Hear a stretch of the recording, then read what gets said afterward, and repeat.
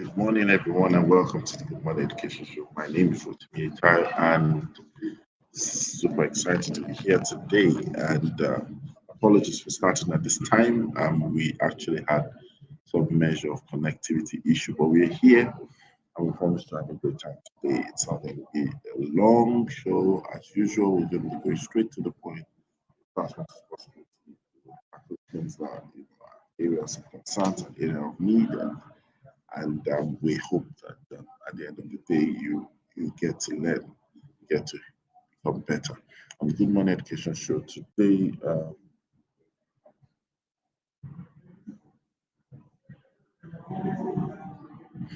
on the Good Morning Education Show today, we will be talking about an important topic. But before then, I'd just like to let you know that we're streaming from Lagos, Nigeria, to West Africa, to Africa, to the entire world. My name is Rotimi Eitayo, and I'm happy to be here and excited to be here as well. The Good Morning Education Show is a show that we bring together and put together to help numerous people out there to become better people, to become exceptional people, to become better professional stakeholders within the sector and the world of education. And we start the show Mondays to Fridays, 8 a.m. to 9 a.m. And then on Saturdays, we have the show for 9 a.m. to 10 a.m. On Sunday, it is actually um, evenings on Sundays, 5 p.m. to 6 p.m. You catch us on the Good Morning Education Show. And today will not be an exceptional. Today will be how do I put it? Today will not be an exception. You're seeing us here, and we're going to end the week in style. We have a very interesting conversation. But before then, we're going to take the headlines.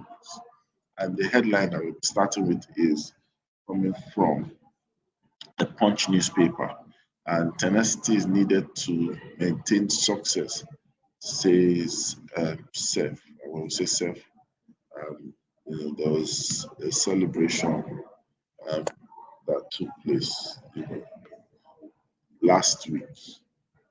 I believe, yes, last week. Last week. And this has been credited to the Chief Executive Officer of SEF. SEF is actually Supreme Education Foundation. Mrs. Olubukola Adewi said over the 3 decades, the school had achieved profound growth due to thoughtful leadership and right partnerships. And we need to look at it as um, it's a school celebrating their 30th anniversary, and they've been doing amazing things in the world of education, especially in creative arts. All right, let's move to the next headline. Up to date science lab will improve education standard. That's the commissioner. That's the news credited to the commissioner of education.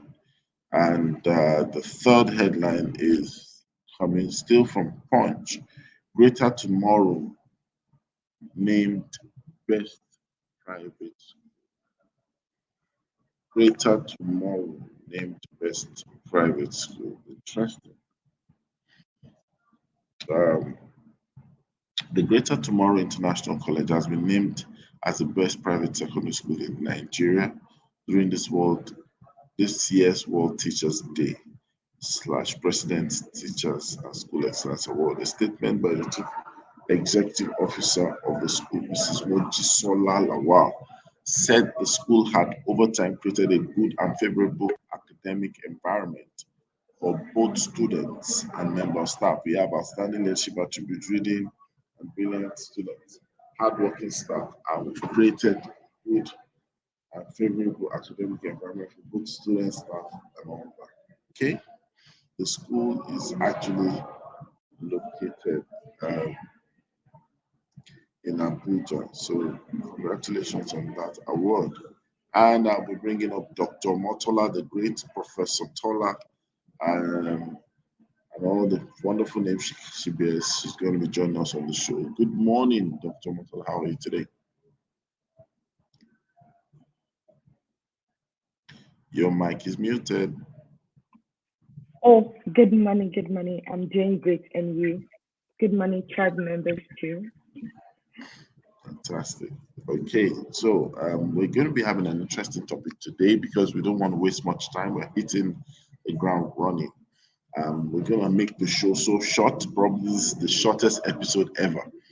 So I want you to just hit it like a home run, just go back to back, back to back. I'll try to manage interruption.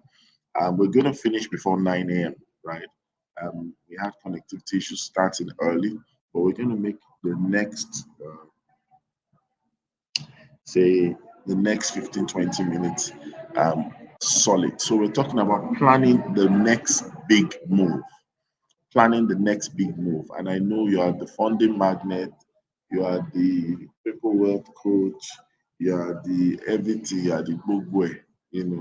I want you to really take out time to just tell people out there, what does it mean, what does it require, what should they expect planning the next big move. I'm going to put you on the full screen so that you take it away. Over to you, Dr. Motala. Thank you, Mr. Rotimi. So, regarding this topic, I think it's a very important topic because, we are winding down 2021. And so I'm sure a lot of people are already thinking, or I hope so, that you're already thinking about, okay, how can I make the best use of 2021? What's the next big thing coming for me in 2022? And so one of the things that, and one of the phrases that was dropped in my heart recently was like, 2021 can still be your year. You don't have to wait until it's New Year Eve and or December 31st before you think that, okay, now I need to start planning the next big move for 2022. You need to start right now. Right now is when you need to get started in terms of thinking about what's my next big move? What does this require? And so the way that I will advise and what I will tell you is like you need to sit down and first start with a review. Review your past 8 months, 9 months, or 10 months. What have you accomplished? Did you have goals that you set in the beginning of the year? Those goals, where are you on them? What are the metrics? Are you tracking them? Because one of my favorite quotes is an unexamined life is not worth living. So before you can even think about making next big move, you need to first acknowledge what you have done. You need to first acknowledge how far you've come. Because once you know how far you've come, once you know where you are right now, then it's easier to think and plan for the next big things that are coming. But if you don't know where you are in different areas of your life, then you find it difficult and you think that you're directionless or that you lack clarity. So the best way to get clarity is to start by reviewing what have I done? What have I accomplished? And a lot of us, we always underestimate what we can do in a day, in a week, in a month, in a year. And so take some time to really sit and say, okay, between January and October, what have I accomplished? If you set some goals or New Year resolution at the beginning of the year, where are you in terms of accomplishing those resolutions? And if you've not been able to do that, that's okay. Like I said, 2021 can still be your year. You don't have to wait until December 31st to restart and say, no, it's okay, I'm going. There is still time. There's still time to do something great, something meaningful. We still have about at least 70 days left. What can you do within the 70 days? A lot of us will wait until December before we get the motivation and inspiration to start thinking of, okay, this is what I want for the new year. But I want you to stop that. First, start with a review. Review, like be honest with yourself, sit with yourself. And this might take you an hour or more to say, okay, this is where I am. This is what I've done compared to what I want to be. What other things can I do? How can I make the best of this year? For these goals that I was hoping to accomplish in 2021, what do I need to do to make it happen and to go from there? So that will be the first step is reviewing and just examining what you've done so far. Then the second one is being strategic and what does that mean? You need to have a vision. What is the vision for your life? In all areas. And like I have this thing I call the eight freedom flow. So I divided my life into what I call the faith flow, the family flow, my fulfillment flow. This is my calling, assignment, purpose, career, whatever you want to call it. Then I have the friendship flow. I have the finance flow, then I have the fashion flow. Yes, I do. Then I have the fun flow as well. And then there's the fitness flow. So a lot of us, we don't take the time to break down. We try to compound all areas of our life into one thing. And some other people call it like, oh, what do you want in your relationship, in your career, whatever it is, however you break it down, you need to know and like have at least 1 to 3 goals for each area of your life to say, okay, this is where I'm heading. This is what I want for this area. This is what I want to accomplish in this area. And once you break it down, then the next thing is to put timeline to it. So the vision is the target. Like there's this phrase that says like if you don't set any target, then you can anything goes. But if you have a target, if you have something that you're pursuing, and that starts with goal setting. I don't just want it to be a goal setter. I want it to be a goal achiever. So how you become a goal achiever beyond just setting goals and resolution is by having a timeline to it. Timeline. So this is my timeline. In 3 months, in 6 months, in a year, this is where I want to be. Then beyond just having the timeline, breaking it down as well to say, okay, these are the metrics. These are how I'm going to measure success. So you also have to have a definition of success for yourself, because what looks successful to me in one area might not be what your own definition of success is in another area. So these are going to be the foundational things that I will encourage you to start doing in terms of being able to have these next big moves. Because whatever we call big, it's a combination of consistent little actions and steps and habits. Those are the things that add up to becoming those big. But sometimes a lot of us, we get so stuck at, oh, big, big, big. But the big that we see starts with those small incremental steps, incremental habits, incremental changes that we make. And that is what adds up to the big things. And I'll let Mr. Rotimi also add his own insight and wisdom too.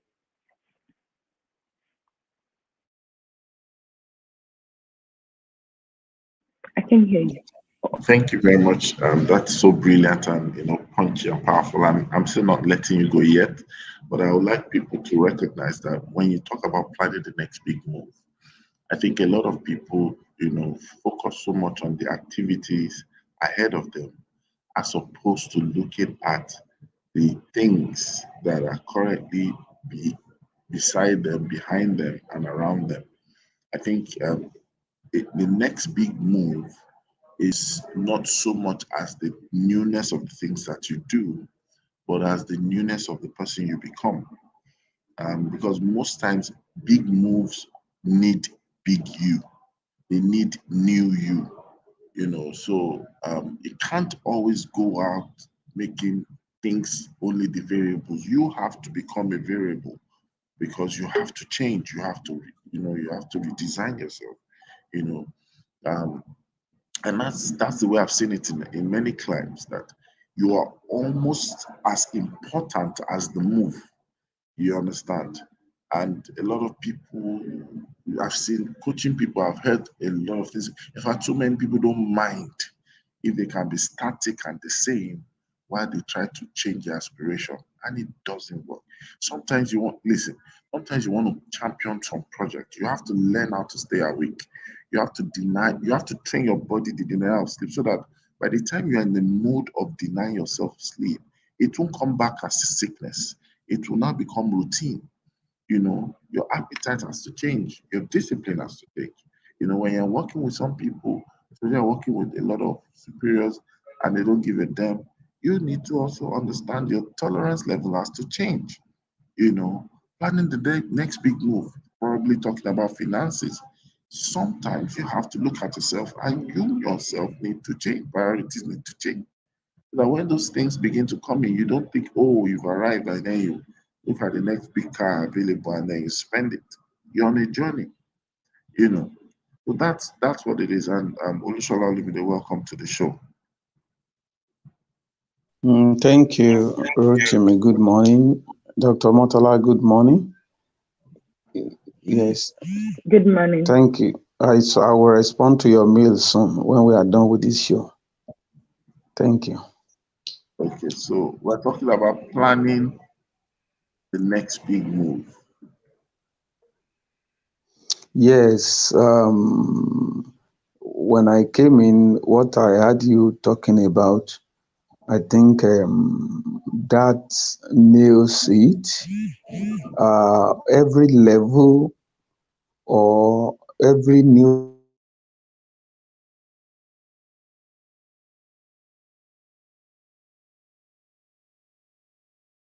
phase, preparedness goes a long way. It is usually said that if witches were horses, if beggars will ride.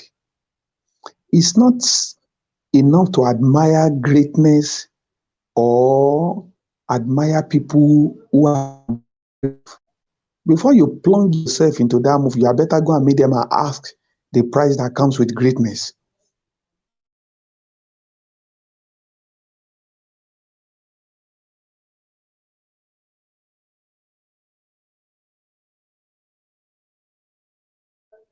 If it's not okay, except that they are not prepared for that phase. And making the next big move, I have discovered, alters the pattern of your life. Yes, it alters you completely. And that is why I was telling some young men lately, I had the privilege, and of course, Rotimi is aware, I had the privilege of leading a group of people. When I was appointed, of course, people were sharing, people were happy and excited. Where I stood, I was just crying. I cried all through as I was standing outside there because I tried to imagine, and I told them it altered the course of my life completely. My time, my trajectory. Of course, Rotimi is aware. I stood there because I tried to envisage the magnitude of that task. All I could do was just to be crying. Unfortunately, I couldn't reject. I couldn't renege on that assignment. I was just crying, crying, and crying. I said, God, where do I go from here? Because I don't want to fail. I don't want to appear irresponsible. And I've got to deliver on the job. So, as much as we plan to make the next move, psychologically, are we ready? Mentally, see, in fact,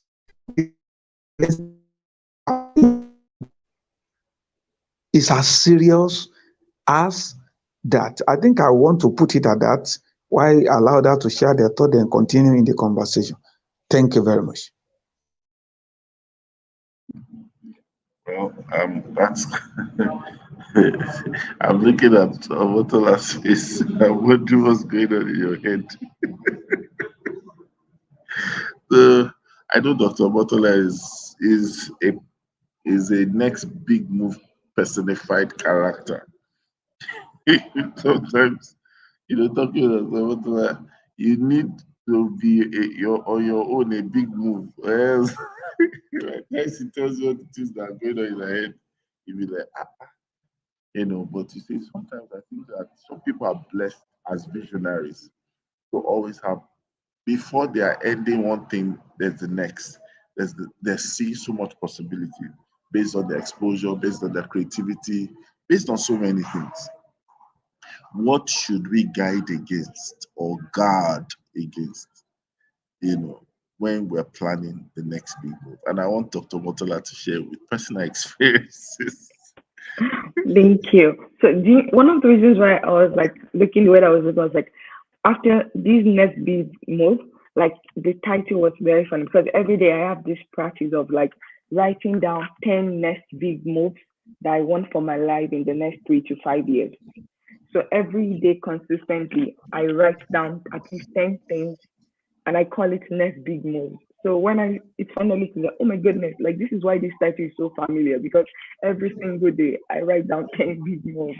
So anyway, so that was that. So one of the things I would say in terms of guide against would be one, a lot of us, because we may not see the accomplishment of what we want immediately. So we have this tendency of giving up too early.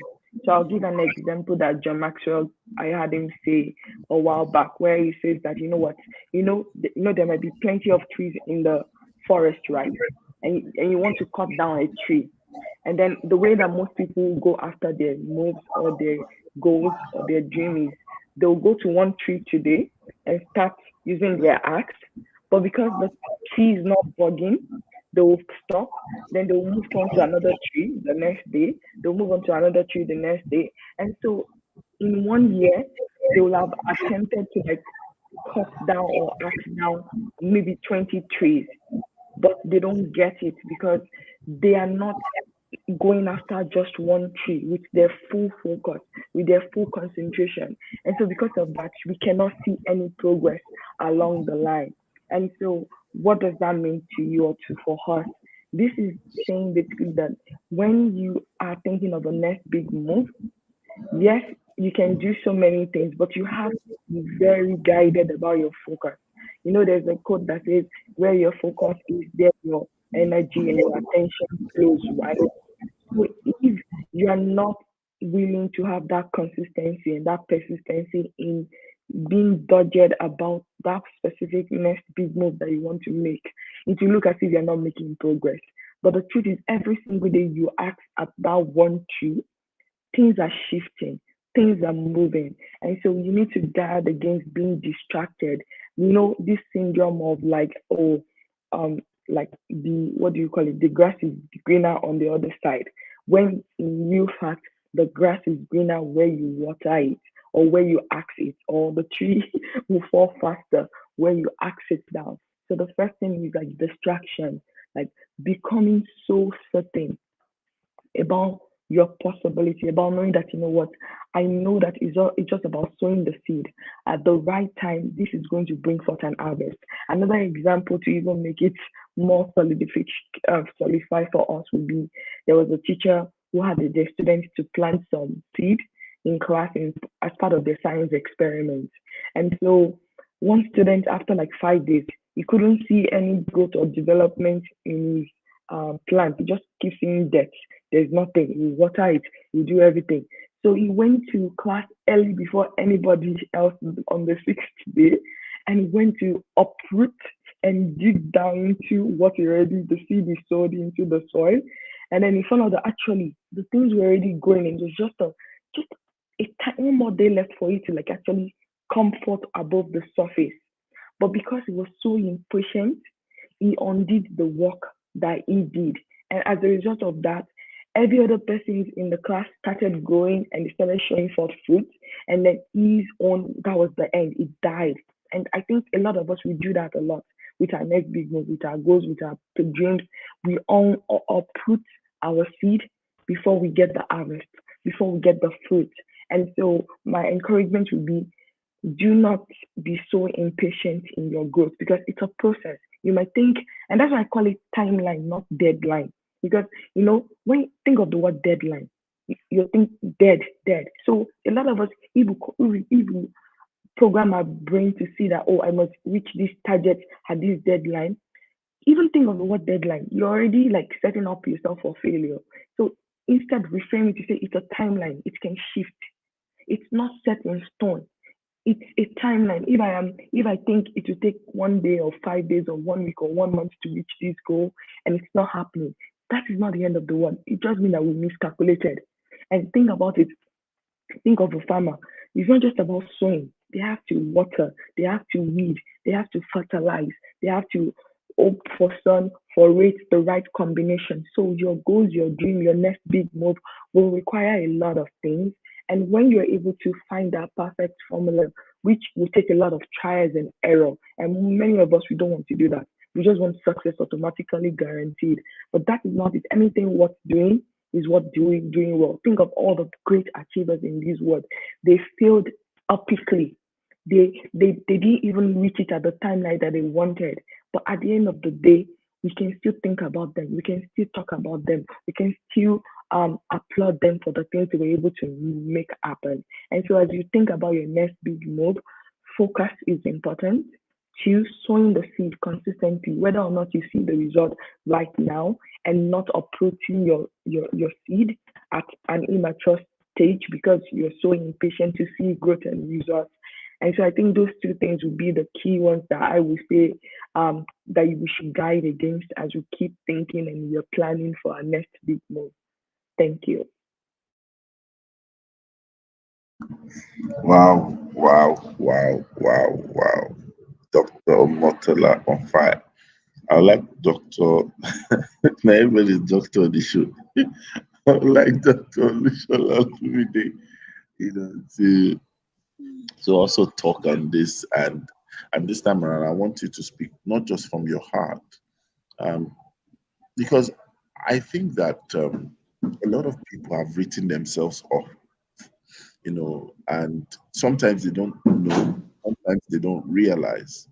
But there are times that you just find out that people are the ones not feeling that they are deserving of big moves or of pioneering big moves. They don't mind to be a part of a big move, but they've written themselves directly or indirectly that, you know, if people like us don't make big moves, we see it, we celebrate it, but we don't champion and pioneer it. Um, Please address this. Y- I think it's not a right, Yes, it's a self-sabotage.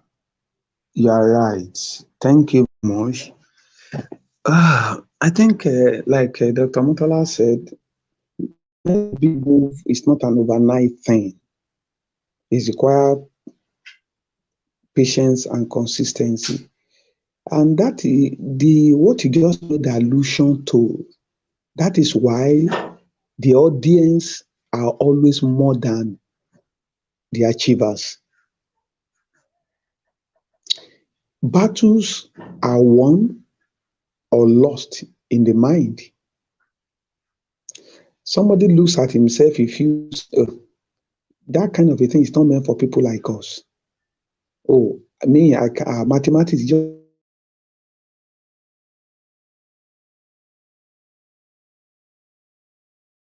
was such self-sabotaging thought an external person can do to help that person.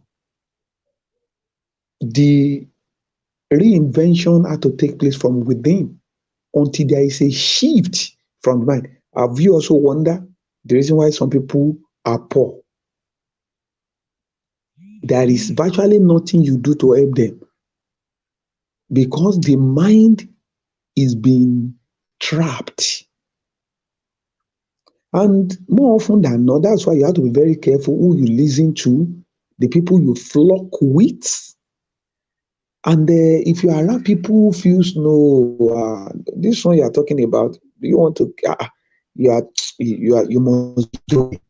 How can you say you want to do something like this? It's not possible. Meanwhile, there are people are, who are not as knowledgeable as you are, they have achieved those things. I tell educators, right from the word go, it dawned on me that it wasn't a child's place teaching. So if I wanted to grant a child scholarship and allow him to come to my class free, it is out of my volition. It wasn't because I am begging. No.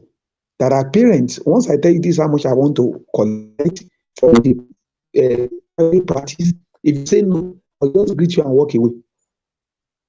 If it was easy, you will have been sitting down teaching your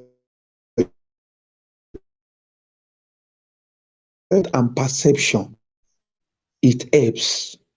In a way, the mind determines the functionality. So, and this is a clarion call to all. There is nothing that is impossible. That you are not doing it or that you can't do it does not mean that thing cannot be done. And once you realize that that thing can be done, you can also do it. Yes. Why don't you sit down? Why growing up? I play a lot. And because of the kind of environment I also grew up in, I can talk from morning to evening. I didn't realize that giftedness right from time. But I don't get bored when it comes to talking. So eventually, when I needed to face my O level, the one I wrote first didn't turn out well. It was then I realized that I built a castle called laziness. If I sit down with my books now, after 30 minutes, my eyes will be turning me. My stomach will be rumbling. I will stand up. The moment I stand up from reading and jump outside, my body will be normal. So I realized that this young man, laziness will kill you very soon. I needed to go back and consign myself to my table until reading became my hobby. And I also hardly get isolated. I hardly get lonely because I have so many things to attend to. I can live being in the room all alone from morning to evening without getting lonely because there are things to do. Now, those people who knew me and saw me as a never to do well boy just saw a sudden transformation. Now, my pattern of life had changed. My routine had changed. Despite the fact that I have to trek several kilometers to the library, I would trek to the library, sit down and read until 2 or 3, then we'll come back home. Do you know that routine within the space of 3 years shifted my life so much that many things I left. I tell you, I didn't have anybody who taught me mathematics. I picked mathematics from primary 4. I had left secondary school. I picked mathematics from primary 4. Worked with primary 5, primary 6, JSS1, JSS2, SS3, SS1 and 3. When I was done with New General Mathematics SS3, I started using Engineering Mathematics KA Trot. I used 6th edition. And all I learned that by myself. In fact, on campus, my best score on campus was in statistics. I had 88. And I would normally tell anybody, I would handle my child from primary 1 to SS3 if that child is in commercial line, because that is my line. I will teach all my children all the subjects you offer from primary 1 to SS3 all alone. It was because I chose to change mentally. The shift came from my mind first. I believe I could conquer mathematics. Another example before I let you go, before I drop. I had a boy I was teaching. That boy was in primary 6. There was a GCE question that came out that year. It was on complex fraction. I just finished teaching my primary 5 and 6 pupil fraction. I brought the question to the boy. I told him, if he gets this question, I'm going to buy him something. He was in primary 6. That year, he dismantled that question. The same principle. Whatever you have been learning from primary 4, they only built on what you have known to take it to the unknown. The same principle applies. So I will say to the educators out there, nothing's actually impossible. In fact, when you don't get dissatisfied with your life, you won't live where you are. I challenge educators. Your proprietor or proprietress, that man who had money to build the school didn't even have the certificate you are carrying. Don't self-sabotage yourself. You can become a school owner. You can move from where you are from a classroom teacher to become an administrator. You may not know how to press computer today. Within the space of 6 months and 1 year, you can give yourself that timeline and say, okay, I want to learn every day. And by the time you look back after 12 months, you will discover the grounds you have covered.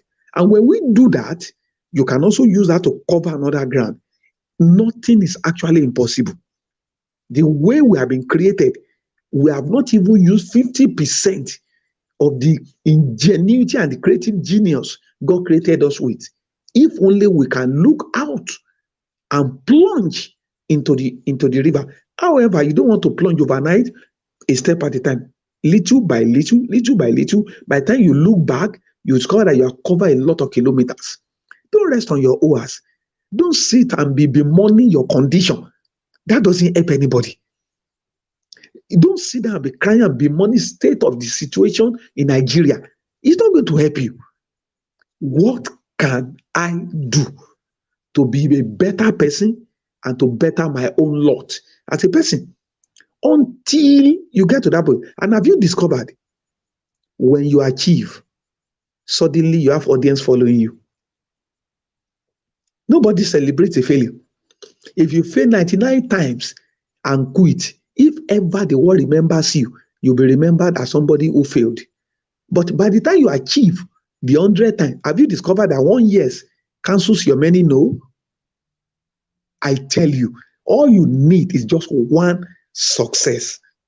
It's a great booster. It will bring celebration. It will bring achievement. So my advice to you this morning, rewind, renew your mindset. Arise. If other people have done it, you can do it. Thank you very much.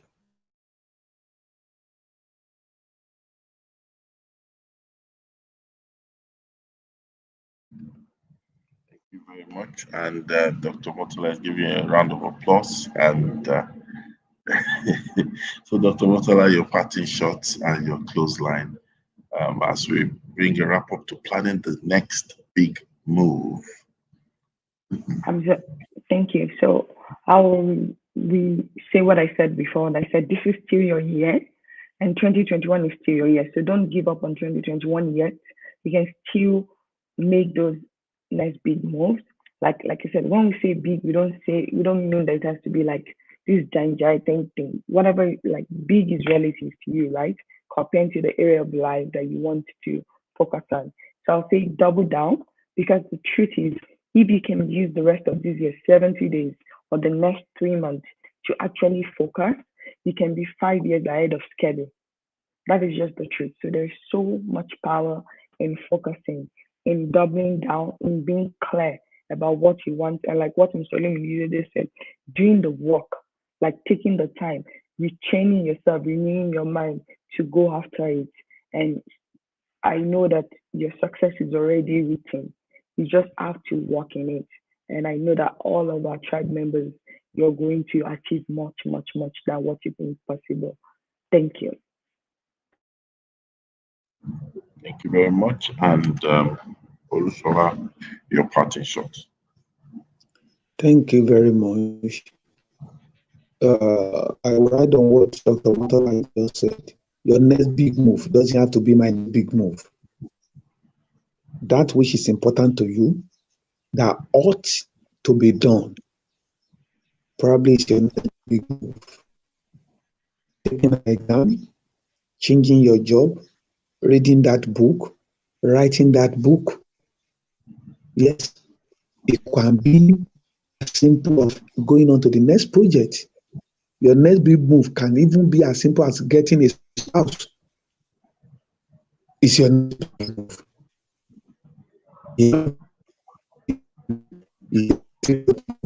You get one. So that needs to be done is your next big move. Work at it. Ensure you are committed to it. Be focused and go do it. If you don't do it, by default, you remain a failure. If you try and fail, the next time you try, you will not be starting from the scratch. You'll be starting from the point of experience because you have done it before. Thank you. Go out there and achieve your next target. Thank you, everybody. Thank you. And so we will be here tomorrow and on Sunday for the weekend special. And tomorrow we're starting 9 a.m. to 10 a.m. West African time. And Sunday, 5 p.m. to 6 p.m. It's been a great time this week. And it's been an awesome time. We're learning together, sharing together. And please do something with all that you've heard so that you can emerge as your next best move. Until then, we have something to say to you at the count of 2. 1, 2, go. It's always a great morning on the Good Morning Education Show. Bye.